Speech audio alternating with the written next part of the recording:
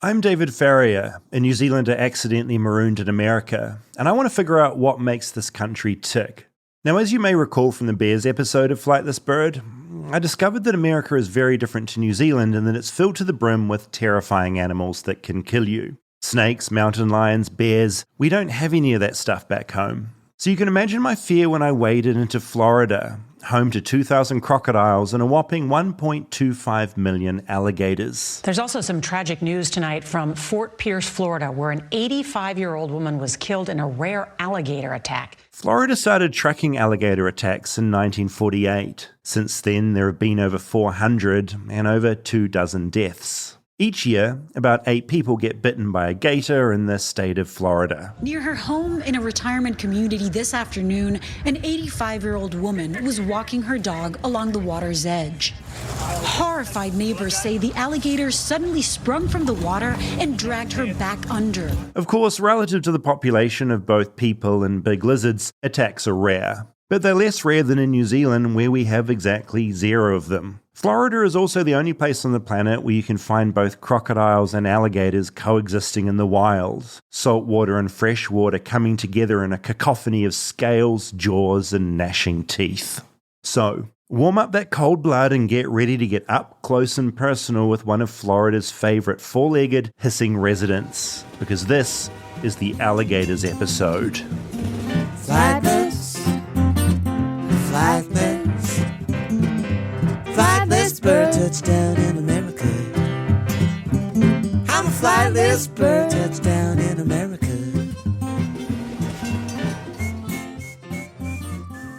I hate alligators. Could you have Hatred. guessed that? I mean, I'm in awe of them. I don't love them because they're dinosaurs that are still somehow walking the earth. I wouldn't invite one in the house. I'm very scared of them. Although I feel like you would invite one because you said ding, ding, ding, throwback to Gladesman. Yeah. You wanted to jump in and swim with one. Yeah, you're right. There's that part of me that's just super curious. And I'm also a huge fan. Did you ever watch Jackass, or was that like a boy thing? I didn't watch it. Yeah. I love Jackass, and they did this great prank on their parents where they had an alligator in the kitchen. No. And Mum came down. They were always getting just absolutely terrorized. And Mum came down to the kitchen, and there's just an alligator in the kitchen. And that's one of the funniest things I've seen in my entire life. So maybe I prank someone. Would I prank you? Haven't you learned that you are not supposed to do that? What I learned is pranks can be funny for you and not funny for the other person. And I need to remember that. But also, you didn't even think that was funny because you felt bad. You have to remember that too. The lead up was funny, and then the guilt. I'm not going to put an alligator in your house. I promise. Okay. I have been looking after a little hummingbird. I sent you that photo. Yes. Okay. Tell us what I just happened. want to explain why I'm a bit tired. I've been waking up every 2 hours. No. To feed sugar water to this little hummingbird. So I was walking along, I wander around the streets, and there was a little tiny, what I thought was a little bumblebee on the ground. Oh. It was a little tiny fledgling hummingbird. So it had recently graduated from the nest. Wait, it's that small? It was tiny. A bumblebee size? A bumblebee size, yeah. Maybe I'm exaggerating. Maybe 2 bumblebees. It was small. 7 bumblebees. It was small. Oh. I'll show you a photo. So do you see that guy? Oh. Yeah, let me get closer. It's so small. You've got to get close to the phone, don't you? That's true. Oh my God, it is really small. But he looks happy. Yes. So basically, it was in really bad shape when I found it. Maybe it got hit by a car or something. So I took it home. Its parents weren't anywhere because usually if you find a bird, pro tip, out of the nest, you shouldn't necessarily just grab it and care for it because chances are its parents will be nearby and will come down and feed it or will help it out. And if you take the bird away, it can sort of be a death sentence. But this was very disorientated. There were no parents anywhere. So I took it home. And yeah, for the last 2 nights, I've been putting my alarm on every couple of hours. And I get up and I get a little tiny syringe with sugar water and I drip it into its little beak. And its little tongue just darts in and out. And just drinks that sugar water down, and it's perked right up. And yesterday morning, I took it to a bird rescue, and they said, David, you've done a great job. I went into their little database of hummingbird rescuers, and it's going to go to a big... Wait, sorry, hold on. You're now in a database of hummingbird rescuers? Yeah. I'm like a friend of the hummingbirds. So I get like newsletters now about hummingbirds. Oh, you get mail. And well, I love this mail. I welcome it. Yeah, because you love birds. I'm sure everyone remembers, but you were the perfect person to find this. I was so happy. And she had hummingbirds all over the house. It was great. They were like in little containers and little cages at different stages of development. She's looking after them all. Okay. And then she takes them all out to Huntington Beach, where there's the main hummingbird rescue center. Okay. And she drops them off there, and eventually they get re-released once they've learned how to feed for themselves. And then do you think they find their parents again? Never. No, parents are gone. They'll never be reunited, and they just live their little life. And hopefully they find a mate and they fall in love and create some new little guys. Why can't they find their parents? I don't know for sure. Some of them might be able to fly from Huntington Beach back to Los Feliz. How do you know for certain I don't know that for babies certain. never met? Yeah, no, that's a good point. They might do, but I think chances are, though, once they can look after themselves, they'll just be out doing their own thing. This sounds like a Pixar movie. I'm thinking of selling the rights to this story. Anyway, that was just an animal-related story. Sure. Quick bit of housekeeping. Okay. I just wanted to run a few topics past you for future episodes. Great. Because I want to surprise you with topics, but I also think these are ones that I'm just not sure about. Okay. Ice buckets in American hotels. No. What? You know how in every American hotel, there's a little area around from the lift, and there's like an ice vending machine. Yeah. We don't have those in New Zealand. But why do you have them? And what are they doing? If you want ice while you're in your hotel room. What are you popping ice in? do you not put ice in fountain drinks? The movies and stuff, like we like an icy beverage. Yeah. But it's not like you're not at a hotel and you're like, oh my God, I wish this had ice in it. I think it's also because travelers sometimes have coolers. Mm-hmm. Like, I think it's just providing. Oh, coolers is a good option if you're traveling. Because I noticed this when I was traveling through Florida, every sort of motel or mainly hotels, they all had ice machines. And I was like, that isn't a thing in New Zealand. Isn't that fascinating? Who makes them, I wonder? It must be a big industry. Well, Big ice.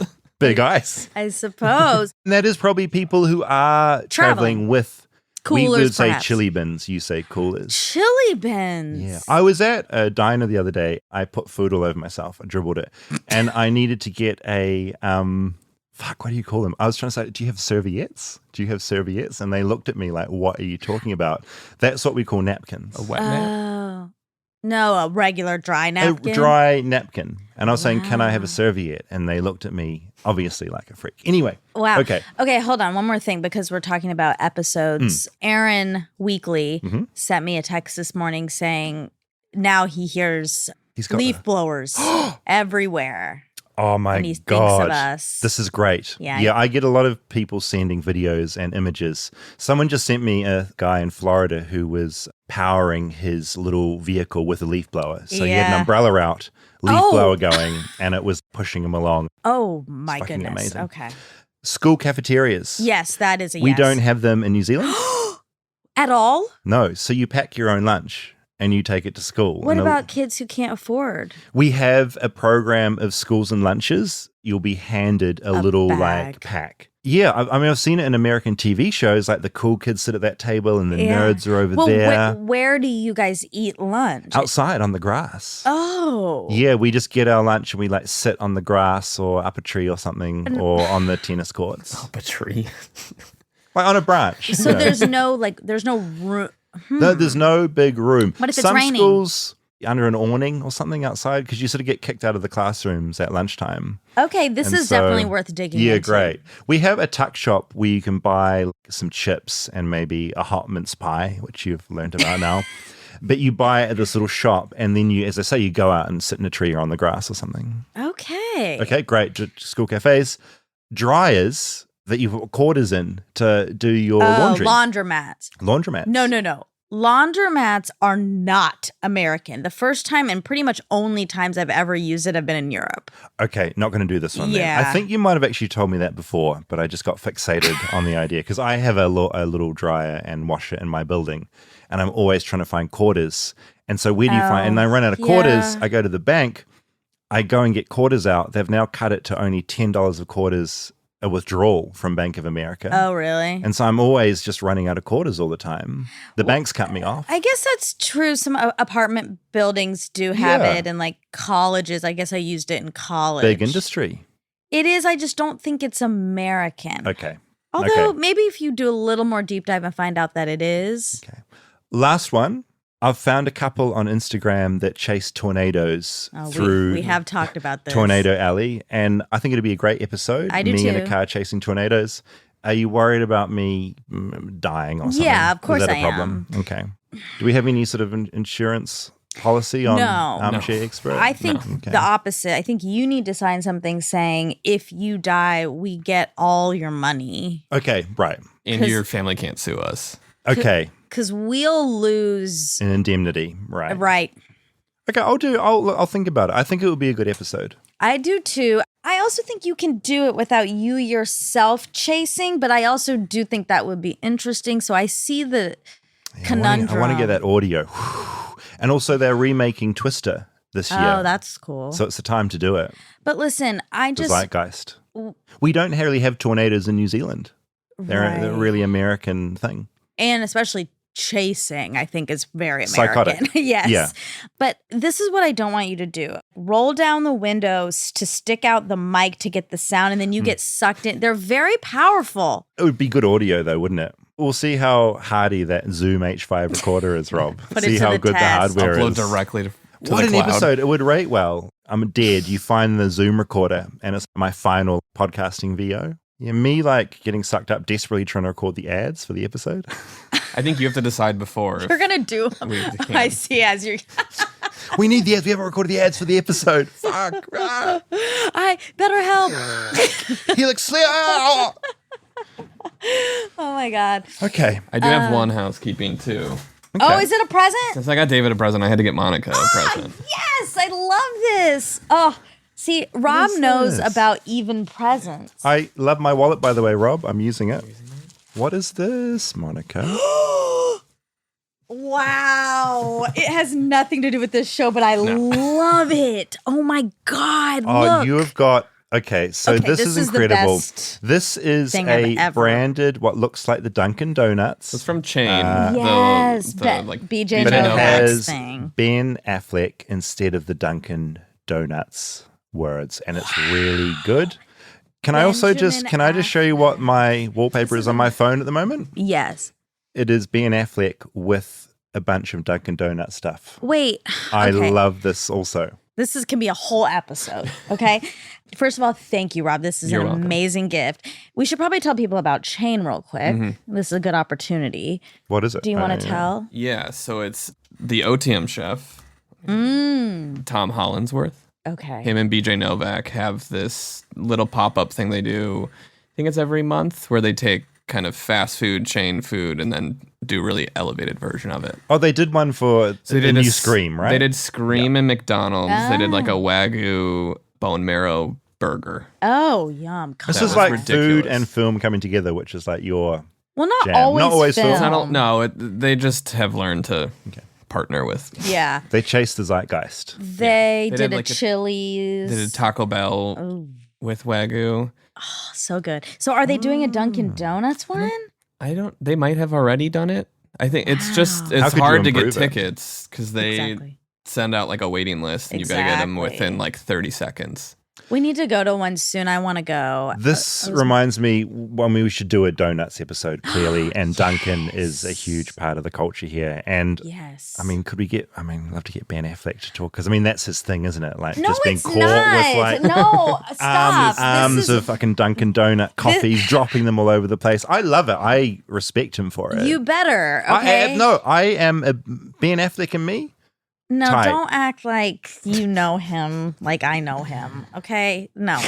But that is why I wanted to check, because that picture is not allowed to be mocking in my presence. Oh, I'm not mocking it. Okay. I genuinely think he's a man of the people. He and is. I absolutely am all for him. Big Okay. Affleck. Yeah, I like seeing the photos of him with Dunkin' Donuts. Oh, it's Yeah, I Because mean, it's usually him like opening his door, trying to grab it before all the paparazzi take and he's photos of also him. got coffee for other people. It's not just a coffee. He's got like 6 of them. He's like very buying them nice. for people. He's Yeah. a nice boy. He's a nice. It's a Also, nice boy. they need to leave him alone. I just really don't like the mob. I don't know why people come for him, because again... Because he's a big star. He's a big But star. it's, because I was just at the Air premiere. Oh, were you? Yeah, I went to the Air premiere. I didn't tell you. Oh my God. One of the best days of my life. Yeah. I still haven't seen it. I want to see it. Oh, it's great. It's a very, very good movie. Cool. But it always excites me because when they're doing press, especially if they're in a movie together, they did not come on Armchair Expert, which is, I don't want to think about it, but I get a whole slew of new stuff I get to watch of them. Yeah. And he's very playful and accepting over the fact that he gets picked on a lot. Like he mentions it and laughs at it. I think he gets the memes. Yeah, he understands and he pokes has a at laugh. the memes and he's able to take it much better than I would ever be able to take it. So yeah, I feel him and Keanu are both an incredible kind of meme-y stuff where they just have an amazing facial expression and it just captures a feeling, and I think it's a wonderful thing. I love him. I love this shirt. Thank you very much. All right. Well, that was our episode on Ben. On alligators. All right, should we get into this Florida adventure? Let's learn about some alligators. Okay. I think I need to clear something up before anyone gets confused. New Zealand doesn't have crocodiles or alligators. This comes as a shock to a lot of Americans I meet who assume New Zealand is actually Australia. It's a similar perceived insult of calling an American a Canadian. Now, I understand it's confusing, as New Zealanders sound similar to Australians, and Australia is geographically close to New Zealand, and Australia has a load of crocodiles. One of Australia's biggest ever shows was The Crocodile Hunter, in which host Steve Irwin would wear tight, tiny shorts as he hunted crocs. She doesn't understand that we're trying to help her. She's fighting for her life. She thinks we mean to hurt her. So what I got to do is whammo, grab her around the head and use my entire body to pin her down. Of course, Australia also had Crocodile Dundee, a sort of Australian Indiana Jones who loved crocodiles and knives. That's not a knife. That's a knife. And spawned a series of films, including one where he came to LA. Welcome to Wendy's. Good evening, Wendy. Crocodile Dundee in Los Angeles. My point is, I may be in Los Angeles right now, but I'm not Crocodile Dundee from Australia. I'm David from New Zealand, where we don't have any wild crocodiles or wild alligators. Which is why I've come to St. Augustine in Florida to visit the Alligator Farm, which confusingly isn't a farm. We've never been a farm. It's kind of a silly name for us. In 1893, when we started, we couldn't really say we were a zoo. We didn't have all these cool zebras and elephants. So I think the farm just denoted there's a lot of alligators at this place, right? And it's stuck. I came here to work 23 years ago, and I really thought I was going to talk them into changing the name, because a lot of people, I think, drive right by thinking, I don't want to go to an alligator farm. You know, what are they doing to those poor alligators? I'm talking to John, the director at the Alligator Farm, and the alligators here aren't poor, they're doing great. Now, St. Augustine is very, very old, America's oldest city. Founded by Spanish explorers in 1565, it's known as the first occupied settlement in America. Buildings going up 55 years before the Pilgrims arrived at Plymouth Rock. By the time the 1900s rolled around, there would be a number of tourist attractions in St. Augustine. And at that time, there was a freshwater spring, and a gentleman built a building over the spring. The sign out front said Burning Springs Museum, and he'd pipe kerosene across it and light it every morning and charge visitors to see the natural phenomenon. I suppose it was proof that people would pay to see nearly anything. So the people that started the alligator farm thought, well, if they'll pay to look at that, they'll pay to look at big alligators, right? So they just caught alligators that were here naturally, put them in some pens, and people have been paying us ever since to look at alligators. I mean, that's the story right there. So this alligator farm started as a tramside attraction, then a roadside attraction, but now in 2023 it's an accredited zoo. The only zoo in the world with every kind of crocodile that exists. But people still mostly come here to see the alligators that are born and bred in Florida. They're everywhere. I haven't been trying to see alligators. I feel like I've seen hundreds. Yes. And yet you have them here and people are paying to come and see them. Can you explain the psychology of that? Well, sure. So Seeing one in a ditch is what it is. You drive by it and go, oh, I think that was an alligator. If you want to get close to it, you're nervous about it, and maybe it's going to be a problem. Maybe it's not. I don't know that much about these big things. They're like a dinosaur in the wild. What do I do? But here, we've got the fence backing you up, and you can get a nice close look at some of these really cool, impressive animals. Last year, Florida was the fastest growing state. Something I find kind of strange considering it's literally full of dinosaurs that love eating meat. To me, moving to Florida would be like moving into Jurassic Park after the T-Rex got out. It's not worth it. When you hear them roar and bellow and things, you start wondering, how did people even settle the area and not just freak out about, here I am in my tent for the first time and this thing starts growling in the distance. And you're like, okay, I'm going back to England. I don't know what that is. But with that in mind, John says that most of the time alligators want absolutely nothing to do with humans. They're cowards. They'll run away. There are millions of people in this state and probably 2 million alligators in this state, and it's headline news when somebody gets attacked by an alligator because it happens once every 3 years. Of course, every alligator attack is headline news, so they seem more common than they actually are. We've got the same thing in New Zealand, but with shark attacks. They're incredibly rare, but given so much news coverage during summer, you'd think it was a much bigger problem than it actually is. During the 50s, alligators almost became extinct thanks to endless hunting. They were on the endangered species list. But laying 20 to 50 eggs at a time, they recovered quickly. They're quick breeders. And John points to some freshly hatched ones in front of me. Here we have baby American alligators, so that's the hatchlings from last year. Thinking about these guys once nearly becoming extinct, I wondered what the deal is with alligator hunting in 2023. I couldn't jump in and get an alligator and cook it for dinner without a license. Yes. Yeah, you can't feed an alligator in the wild legally, and you can't put hands on one. The people who can legally do that, if it's a nuisance alligator, work for the state, for the Florida Fish and Wildlife. There's a hunting season that you can put your name in to go hunt a big animal. I remember the gladesman I'd hung out with. He had talked about these nuisance alligators too. The only time you have to worry is when they get like that. When they get that big, that's scary. Those are what I was telling you, they call nuisance gators. If one grabs you and you try to yank your hand out, the first thing they do, they call it a death roll.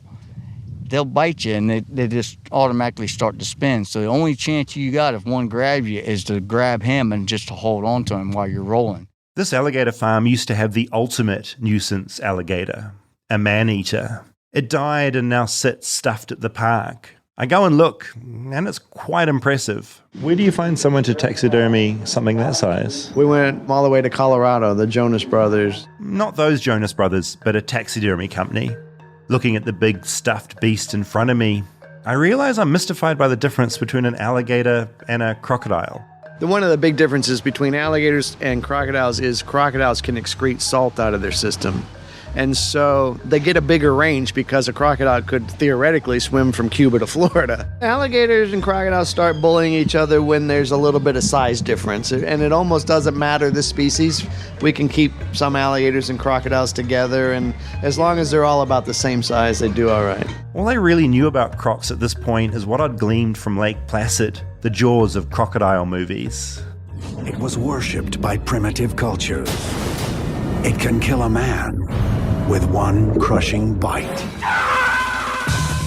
While not particularly accurate, Lake Placid isn't entirely off, because crocodiles do tend to be more aggro than gators. So yeah, I would say that on average, crocodiles eat bigger things. They're less afraid of us. A crocodile in Africa that eats a zebra isn't going to be afraid of us. We're kind of soft and slow. So that's how they get that reputation. But we're in Florida. There are only 2,000 crocs, but over 1 million alligators. Alligators are what make Florida, Florida.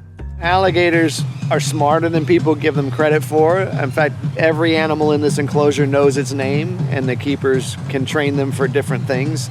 So they may sort of call them over. They can call an individual animal without having them all come over. You say like Fred, and Fred will come to you and the others won't. Exactly.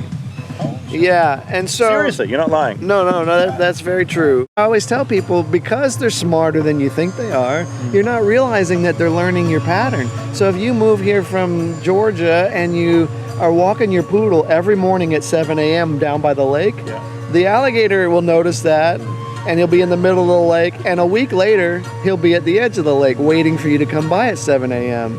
And so they don't miss a trick. They're very aware of their surroundings.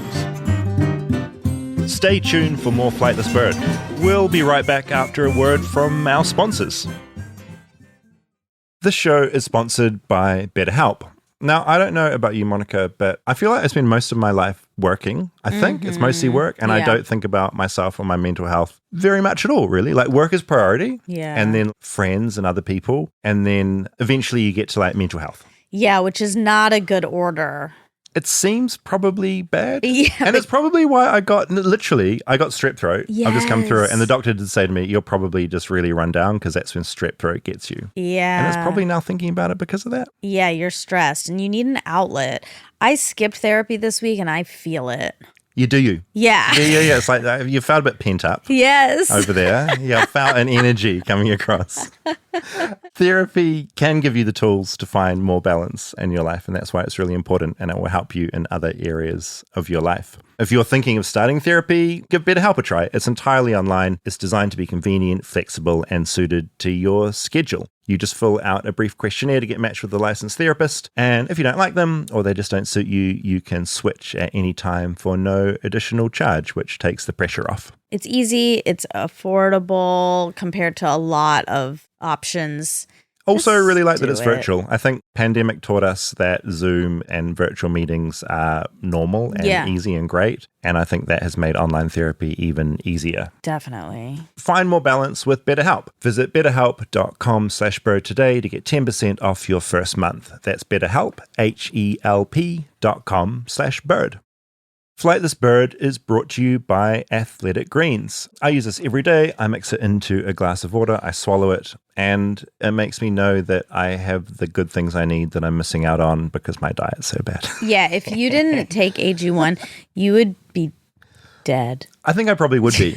I know my diet is offensive, and mixing this up in water makes me know that I'm doing at least one good thing for myself. Yeah. You take 1 scoop of AG1 and you're absorbing 75 high-quality vitamins, minerals, whole food source superfoods, probiotics, and adaptogens to help you start your day right. Plus, it tastes really good. It's not disgusting, which for me is a huge plus. And we were just talking about probiotics. Yeah. It's important, especially because you've just been on an antibiotic. Totally. So you really need these pros. Oh, I'm on the AG1. It's like antibiotics apparently wiped out all my gut bacteria. Yeah. So anything that can help get that back in order is good by me. And also, sustainable routines are really key in life. And AG1 is mine. 1 scoop, 1 minute, once a day, every day. Right now, it's time to reclaim your health and arm your immune system with convenient daily nutrition. It's just 1 scoop in a cup of water every day. That's it. No need for a million different pills and supplements to look out for your health. To make it really easy, Athletic Greens is going to give you a free 1-year supply of immune-supporting vitamin D and 5 free travel packs with your first purchase. All you have to do is visit athleticgreens.com/flightless. That's athleticgreens.com/flightless to take ownership over your health and pick up the ultimate daily nutritional insurance.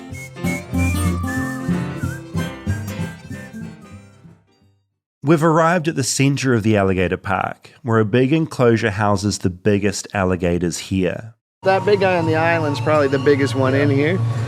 13 and a half feet. They start getting even bulkier as they get older. Some of these have come to us because of the nuisance alligator programs. So in some cases, the trappers get to where they find a big nuisance alligator and he's 12 feet long and they say, this guy's lived 50 years. I don't want to kill him. Yeah. Could you guys take him and just give him a life here at the zoo? And so sometimes that's how we get alligators. As I've been talking to John, I've been getting really distracted by the loud jungle-themed music booming from the speakers all around us. Who's in charge of the Spotify playlist in here? They've got some good drum beats going on right now. This is actually off of an album called Thunder Drums, and it's got some really good stuff in it. It's a good atmosphere. It is. Thunder Drums. I look up Thunder Drums on Spotify. It's an album from 2012 by Medwin Goodall. Turns out Medwin has released 75 albums since '86, with names like Eye of the Wolf, Tribal Nation, and The Sorcerer's Daughter. It's moody stuff and really sets the scene. I get the feeling John is a bit of a showman. Part of what I like to do here, I came from Walt Disney World, so I kind of have this theming mentality. But I like it when you can get to an area and say, okay, this is the Chinese alligator, and you're going to hear some Chinese music, and you're going to see some Chinese artwork, and kind of get a feel for, oh, this is a little different atmosphere than where this other thing came from, right? What were you doing at Disney? I just went to Epcot for the first time. Oh, yeah. I worked there before Animal Kingdom, and I worked on a small zoo called Discovery Island. It's a 12-acre island. It's out in the middle of Bay Lake. I know we've been talking about how alligators aren't as dangerous as they're made out to be, but talking about Disney reminds me of that alligator attack 6 years ago. A 2-year-old child was building a sandcastle on the shore of Disney's Seven Seas Lagoon. He bent over to scoop up some sand in his bucket while his parents watched on. The report by the Florida Fish and Wildlife Conservation Commission is heart-wrenching. It clearly states that Matt Graves did everything he could to try to rescue his son Lane from the clutches of an attacking alligator, but the alligator was just too strong. Yeah, that was a bizarre scenario. It was at night, they were there to see the fireworks, and here you got this young person that's in the water. And at nighttime is when alligators are more likely to be interested in hunting. The problem with small people is that fits into the alligator's size range, right? I mean, they're hunting maybe raccoons and things, and here's this small thing that's bobbing in the water. Not scary for the alligator. At all. And one of the reasons it's illegal to feed alligators in Florida is they start associating people in food. After the attack, the parents of the boy didn't end up suing, but Disney put up fences and warning signs that still remain. There's no more playing by the lakefront outside the Grand Floridian Resort and Spa. Yeah, that was just such a shock. Do you remember that, Monica, when that was in the news? That was It was horrifying. I took the gondola from one part to the other, and looking down, you can see it's all fenced off now. And just before there was no fence, you could just play on this lakefront, which seems like a crazy oversight. But then I guess it's these things in life that you don't think about until this horrible thing happens, you know? Especially Disney, I am surprised that they hadn't taken more precautions. They're this huge entity. Completely. And liability-wise. And out the front of a hotel, Yeah. kids are going to play. It is a weird thing. And it got me thinking again, I guess, just about the culture in Florida, how it's just accepted, right? There are a million alligators that live there. And they're just going to be around. And you just need to be careful. And I think, Rob, you sent me that story recently about the old lady that was grabbed, and she was out walking her dog. And as we just heard, alligators do clock patterns, and they are watching, and they're not dumb. Their brain is super small. It's pea-sized. Okay. But they're not idiots. They do clock patterns. This is a ding, ding, ding to a armchair fact check. I'm kind of surprised they're not on the smartest animals list, sentientanimals.org. Oh, no, I listened to this list, this contentious list. Yeah. I do like it whenever you talk about lists. So was it another list you did of, I think, sports, like the most watched sports? Yeah. And that was also just very wild to me. It was really, really good. But they do sound smart, but they sound smart in a predatorial psychopath way. A fact that I found really surprising, apparently there's an alligator in the Keys that responds to 27 different words. And so the trainers will use that, obviously, to get it to do tricks. But that really surprised me. Can I be honest with you? Oh, for once in your life. Please. It's all I've been waiting for years. The first, 3/4 of that doc, I was thinking about Ben. Ben? Still. Well, oh my God. We had jumped so quickly from Ben to alligators. It wasn't a smooth transition. And I just couldn't stop, What were you imagining? Like, what were you thinking? I was just thinking about him, and I was thinking about the Air premiere, and, I bought these new Jordans, and kind of because I got, reinvigorated by the Air premiere. I'm trying to teach you about the alligator, and you're just thinking about Ben. He's just so handsome, and he's such a good boy, as we established. Look, I'm a big fan of using the imagination. Sure. And I'm really glad that I think adults don't use their imagination enough. Oh, kids are always thinking of things. Yeah. And sometimes adults don't use it. I have this thing, and I used to find it really exciting when I was a kid, and I still do it, where I'll imagine saving someone from like a gunman or a fire. And so something bad will happen, and I will zoom into the room. I'll usually dive in front of someone, usually save someone. I offered you an opportunity to save me from the snake. Yeah. And you were like, no, I'm just going to walk on by it. It's because he loves animals more than humans. So this is human being saved from another human in your fantasy? Yeah, if there's no animals involved, then I will help. If a person comes to attack you, Monica, I will dive in front between the attacker and yourself. You will? I'll think about it. He'll fantasize about it, but he won't do I'll it. just stand there imagining it. Sarah, what were you doing? I was sort of just thinking, sort of imagining. I went on a date once with this very nice person, and we talked about what would happen. I think I had just been in a scenario where I was at a restaurant, and this unhoused person came in and was acting very erratic, and it was a lot. It was a lot, Yeah. and it was frightening. And it made me spiral. Like, what do I do? What would I do if something went down? And I was like, I guess I'd just sit there and like let myself get killed, let everyone get killed. And I said this to the person, and he was like, me too. And then we kind of just looked at each other and we were like, we're not a good match. You're absolutely both going to die. Yeah.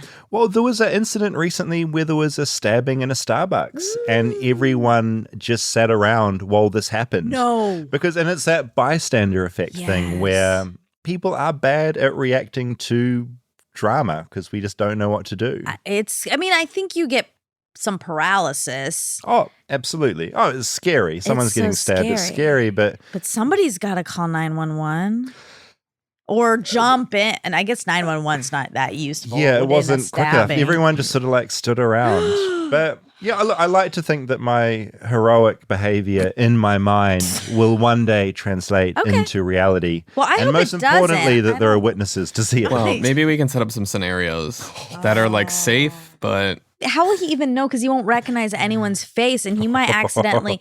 You might see the stabber, but then attack the a face different blindness. person. There's issues coming into it as well. Yeah, Actually, that's a good thing to clock. part of it. Well, I'm just saying I'm proud of you imagining. I'm upset that you weren't learning about alligators with me, but it's great to use your imagination. Thank you. And I'm proud of you for that. Thanks. Should we concentrate this time? Yeah, I'm ready. I've got some facts coming up. There's so much to learn about the humble alligator. Wow, okay.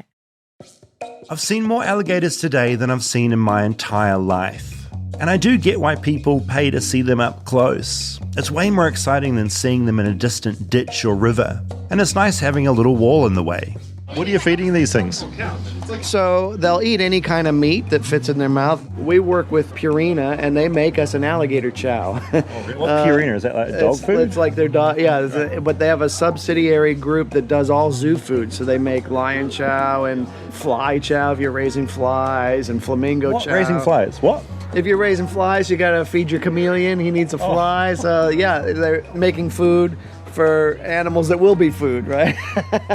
Look, after doing this interview, I tried for about a month to talk to someone at Purina about the food they make for alligators. I was transfixed at the idea of a company making food not just for cats and dogs, but for alligators. Not only that, but they also make food for flies. Well, it turns out that Nestle Purina make the dog and cat food, but there's this other company started by the same people called Purina Animal Nutrition, and that's now owned by some place called Land O'Lakes that makes alligator food. I emailed, I DM'd, I did everything to try and get hold of Land O'Lakes, but no matter how hard I tried, no one would talk to me. So all I really know is what John told me. And one of the cool things about the company was they said, well, how long does it need to float? And I said, I don't know. I mean, they feed at the surface probably most of it floats for 3.5 minutes now, but we could make it float longer if you want. Like, they just have this ability to puff a certain amount of air into it or whatever. And then they said, well, can they see color? Do you want it to be a specific color? They can do anything. The intricacies of alligator food. Who knew? We've reached another area of the alligator farm, and I notice a lot of Egyptian imagery going on. John explains it by saying the large crocodiles here are Nile crocodiles from Africa. So they built this exhibit with Egypt in mind, the country linking Northeast Africa with the Middle East. This whole thing actually was kind of my childhood. I really was fascinated by Egypt and all things King Tut, and my favorite movie is Raiders of the Lost Ark. So I built out the Ark, built a life-size Ark, so we've got snakes on display guarding the Ark of the Covenant. You're in heaven here, right? Yeah, right. I realized that the director of the Alligator Farm is just a big nerd, and this is his playground. The Ark of the Covenant there. I built that in my living room. My mom and dad were not surprised at all, but I think my wife was really like, okay, when is this leaving the house, right? I've actually seen every indie movie with my parents, but now my wife is getting involved in it. She's having to deal with all my nerdism, right? I asked how long it took to finish this Ark of the Covenant that's now proudly on display. He says it took about 3 months of work at nights and on the weekends. And your marriage lasted? Yeah, absolutely. She dresses up as my Marion for Halloween. While I've been in this Nile area, I've been peering down at the 2 Nile crocodiles in their enclosure. Something about them's been banging around in the back of my head. Something troubling me. Then I remembered a news report from about 4 years ago. Action News Track's Ryan Nelson is live right now in St. Augustine. Ryan, the manager there tells you that there is surveillance video of this bizarre incident. It all snapped into place. That bizarre incident happened here. It wouldn't be a true episode about Florida without concluding with a tale from the Florida man genre. I was afraid that John wouldn't want to talk about it, but I forget I'm in America where people love talking about everything. It's a gentleman who was on some sort of drugs. The police said it was something called bath salts. I don't know anything about it except that it seems to make them overheat, like it was very hot. So he broke in at night and did a whole bunch of damage. He just vandalized the place. So when I got here, I was just finding broken signs and broken lights. And so I called the police and said, we had a break-in. Seems like everything's all right. But then I found a pair of Crocs, the shoes, floating in that Nile crocodile exhibit we were just looking at. And I said, well, that's weird. And then a pair of shorts next to that. And then some blood on the boardwalk. I said, oh, that's nightmare. That's not good. So the police knock on the door. I go open the door. I said, gosh, it's a little worse than I thought, And he says, no, we got the guy. And I said, what do you mean? I haven't even told you what happened. He said, no, we got the guy. It's all right. Everything's all right. And he was found half naked, crawling through somebody's backyard. So this woman calls the police on this guy, and the police said, what's happened to you? And he said, I was being held captive, and the person who was holding me captive had alligators all around me. I couldn't get out. And they said, were you at the Alligator Farm? And he said, oh, no, sir. I was nowhere near there. Well, so we start looking through our security footage.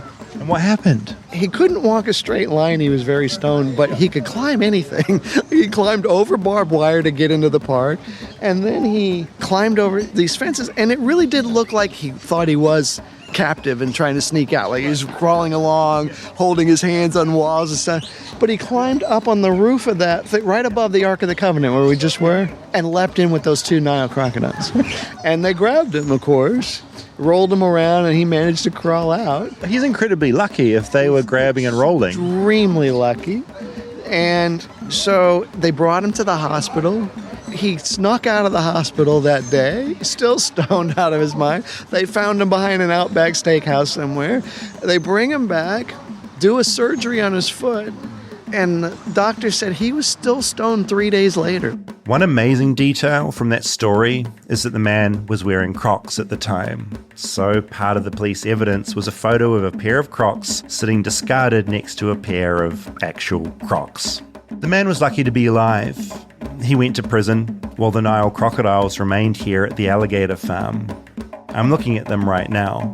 I decide not to get in. Isn't that remarkable, Monica? That really made me laugh. Oh, it's so incredible. Florida, so on brand. It's so perfect. Synthetic cathinones, more commonly known as bath salts, human-made stimulants chemically related to cathinone, a substance found in the cart plant. This is news to me. I thought bath salts were bath salts. So did I. That's what I assumed. Yeah. Oh, right. Yeah, no, they're not. not. Yeah, I think maybe some people tried to use them for the same effect, similar chemicals, but they're not bath salts. It's not like you can go to Whole Foods, buy bath salts. I think people were trying. Oh, wow. But yeah, the stuff this guy was on was really intense shit. We had this rumor go around New Zealand, which I think you had in America as well, about this other drug you could get high from called Jenkum. Jenkum, yeah. Rob knows. I know about Rob Jenkum. knows. What is it? Jenkum was a rumor that got out of control, but to the point where people started trying it. where you essentially ferment your own feces in a bag. In a bucket. And you like leave it out in the sun and then you suck the fumes out of it. No. Yeah, that rumor was traveling around at a very similar time to bath salts because people are like, oh my God, you can get high off bath salts from the market. Let's do Jenkum. It seems like someone who was on bath salts came up with this idea. Well, I think a bunch of like news places reported on it, and parents were like freaking out about their kids. Yeah, doing it was this Jenkum. it was this panic. Yeah, absolutely, Wow. and none of it was real. No one was ever inhaling any kind of fumes from their own feces. All bullshit. And of course, once the news reports came out, that's when people actually started trying it. Of course. Because they're like, oh my God, I It's can a get thing. high. Wow. A couple of other Florida man headlines recently that I like. Florida man caught on camera pooping in bushes outside Naples Cleaning Company. Oh, boy. And Florida man arrested for assaulting wife with chicken wings. Oh. Have you played the Florida Man game? No. You're supposed to put your birthday in Google and then Florida Man. Oh. And then you get your headline. Oh, that's fun. Let's do it. So what, December 25? I'm going to do... Oh, yours is going to be fun. It might be Christmas themed. Florida man. Oh, this is unpleasant. Uh-oh. Yeah, there's a handful. Florida man with drugs around penis denies they were his. All right, so That's actually my number one hit. That's good. June 20th, Florida man pulls gun at Starbucks over cream cheese. Oh, my What are you- God. what- August 24th. Another drugged out Florida man gets naked and bites a chunk of human flesh. Oh, this is very you, Monica. Florida man punches elderly victim for holding up the line.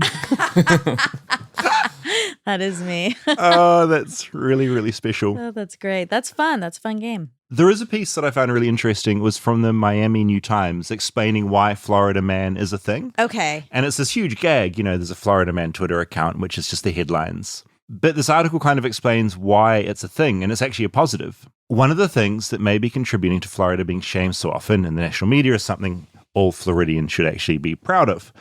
Since 1909, Florida has a proud tradition that all government business is public business and therefore should be available to the public. So all records, including photos and videos, anything produced by a public agency, open to the public. Right. So yeah, every time a mugshot appears online, that's because the laws make it really easy for journalists to write about all the weird Florida news stories. Yeah, that is good. They have open records. Yeah, it's called the Sunshine Law. Yeah. The Sunshine Act. That yeah, the sounds government and the Sunshine Act is sort of the informal name. And that's a really positive thing. So It you can is. call the police and they'll be very open about things as opposed to any other state that are much more cagey. Yes. Okay, The so curse is that we all think Florida is full of freaks. People move to Florida because it's hot and it's easy. And I think it's a good place to retire. It's a good place. So it does attract a certain sort of brain, right? So there's an element of that, but also it's just uneven in how much is reported. Yeah, every state has their version of the Florida man, but yeah, We they're just don't hear harder. about it. Mhm. So to Florida's credit, it's actually a really good thing that they do. That's why we're all laughing. We at clap it. for you, Florida. And I think Florida laughs at itself. Last fact, if you do get attacked, apparently you're meant to sort of grapple them, legs around them, arms around them. Okay. So you roll with them. If you sort of try and punch them where your hand sort of goes in the mouth, then you're completely fucked. You've got to like the crocodile hunter used to do in Australia. Like just wrestle. really wrestle. But then what? I'm not saying you should like try to set wrestle. out to do it. Right. Because alligator wrestling used to be a thing. They would do it as entertainment. They don't do it anymore in public, but that used to be a thing. So if you get your body around and it's rolling, you just roll with it. And then you what? can hopefully sort of it leaves let you go alone. and you sort of tire it out. I mean, you'll probably be drowned before that. Yeah. Before Or you help know. will come, maybe. But yeah, you don't want to be, you want to be away from the mouth end. Like the squirrel. You want to be away from the bitey end and at the tail end. That's what you ideally want. So there's some advice. You learn something every day, don't you, this podcast? Sure do.